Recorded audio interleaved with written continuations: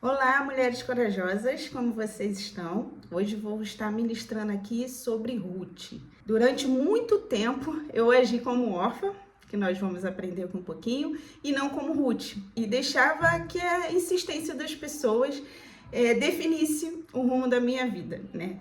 E sofri muito por isso. Muitos percalços aconteceram, muito desvio de rota. Quero aprender um pouquinho mais com a vida de Noemi, de Ruth e de Orfa e queria estar compartilhando um pouquinho com vocês. Então temos aqui três mulheres, como eu falei, Noemi, Orfa e Ruth, para dar um pouquinho o cenário, porque assim, aqui a gente vai só espanar um pouco o estudo, né? O ideal é que você leia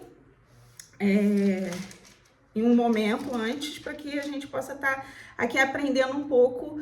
Não vou estar lendo todos os capítulos, vou estar só relatando aquilo que eu aprendi, aquilo que eu tiro como lição, mas o ideal é vocês estarem lendo o livro de Ruth, né, que é o que a gente teve aí a leitura na semana passada. Então, hoje nós vamos estar fechando o livro de Ruth. Acontece, Alimeleque e Noemi, eles saíram de Belém, pois naquela época o pessoal estava num momento muito complicado, Deus estava ali dando mais uma vez, mais um momento de repreensão, então Deus permitiu que eles viessem passar por dificuldades. Elimeleque, ele saiu e foi até a terra de Moabe para tentar sobreviver. Foi ele, os dois filhos e Noemi. Chegando lá, eles se casaram. A Bíblia relata que o processo todo, né, quando eles voltam, foram 10 anos que eles ficaram fora de Belém. Mas, infelizmente, eles vieram se casar com Ruth e vieram a falecer. Então, ficaram 3 mulheres viúvas. E passando 10 anos, Noemi resolve voltar. Conversa com as suas noras. Fala que precisa voltar, que o povo israelitas eles já estavam no momento melhor, não estavam passando por dificuldade, então ela prefere voltar. E ela conversa com as suas noras e todas decidem ir junto. Com muita insistência de Noemi, Orfa acaba decidindo ficar, apesar de ter muito carinho por Noemi. Ruth é mais firme, permanece na decisão de seguir Noemi. Alguns pontos que eu aprendo nessa história. Primeiro é o exemplo de Noemi e sua família, que eles influenciaram as suas noras. Suas noras, elas eram moabitas, né? Elas tinham outros costumes, outra religião, seguia outro Deus. E eles, apesar de estarem numa terra estrangeira, eles conseguiram passar o amor e o cuidado a ponto dessas meninas, dessas mulheres, quererem voltar com Noemi. Então, aqui eu vejo a importância de nós deixarmos legados para os nossos filhos, termos bons costumes dentro dos nossos lares, porque eu acredito que ela conseguiu passar para os seus filhos os princípios de Deus e eles conseguiram passar isso para as suas mulheres. E automaticamente elas conseguiram, através do bom testemunho deles, querer servir a Deus. Porque aqui, quando elas querem vir com Noemi, elas não estão querendo só seguir por ser... Lógico, acredito que Noemi era uma pessoa, por acreditar nos princípios de Deus, era uma pessoa boa, uma pessoa que passava... uma bondade de Deus, elas quererem largar tudo e vir servir e vir junto com Noemi.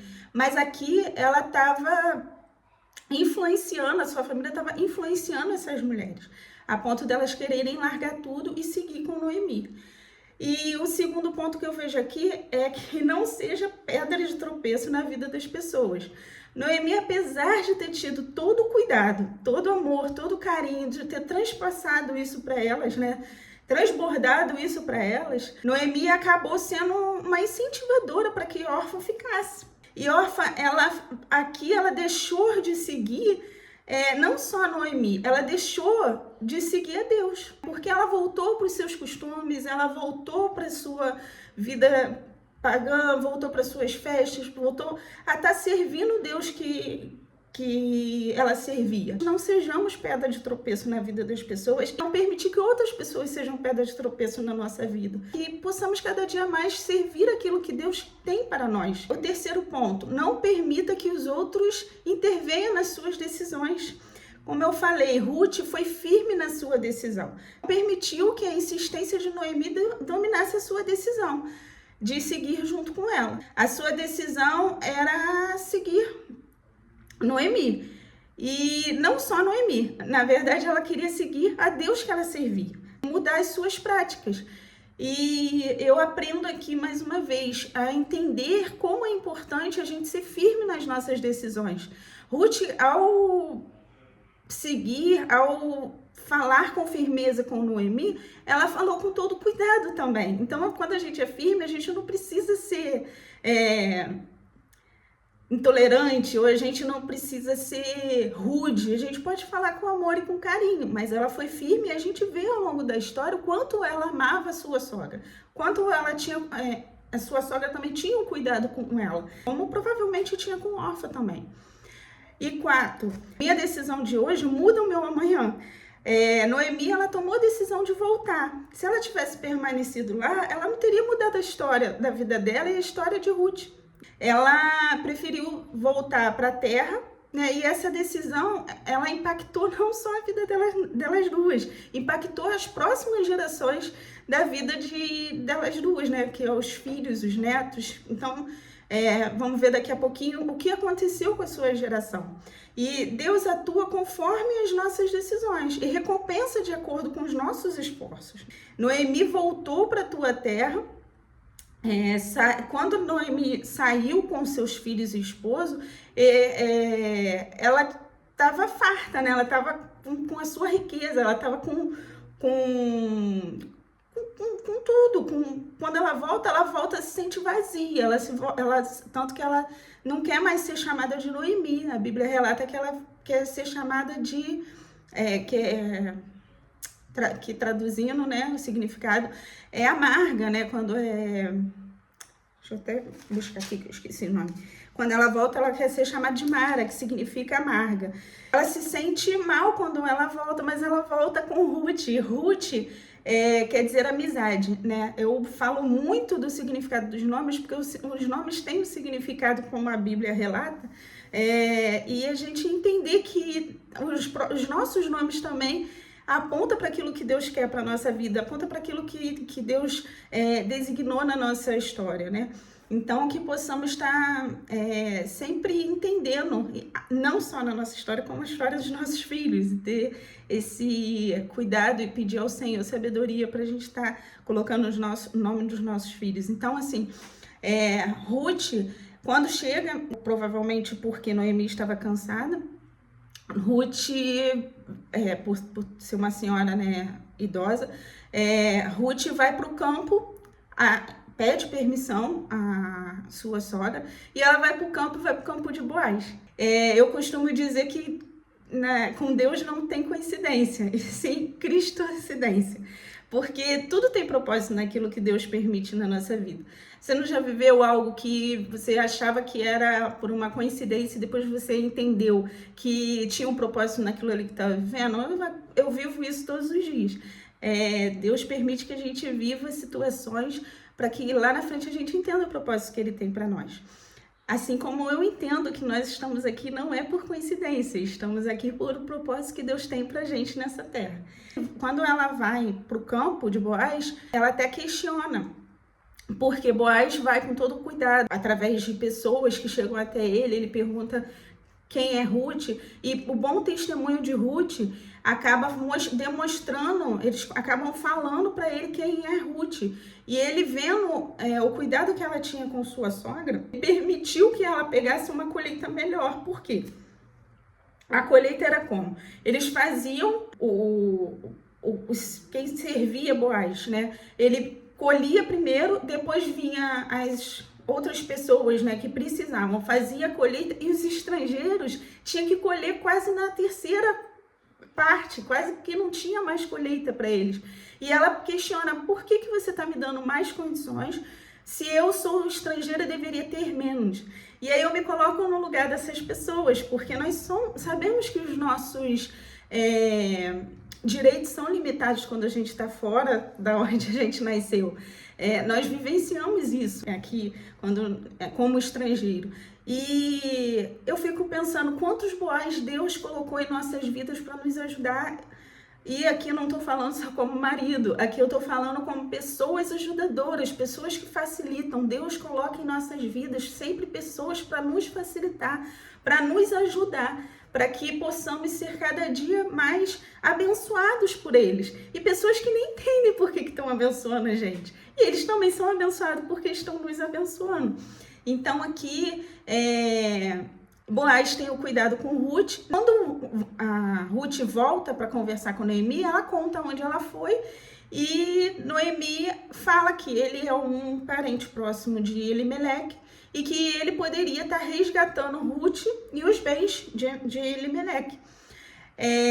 Ruth seria resgatada pela lei de Levirato, é uma lei que nós vemos lá em Gênesis. A viúva, ela quando não tem filho, né, quando o herdeiro não deixou filho, o parente mais próximo tem o direito dos bens e de ficar com a viúva. Só que esse filho, ele tem direito ao bem dessa pessoa que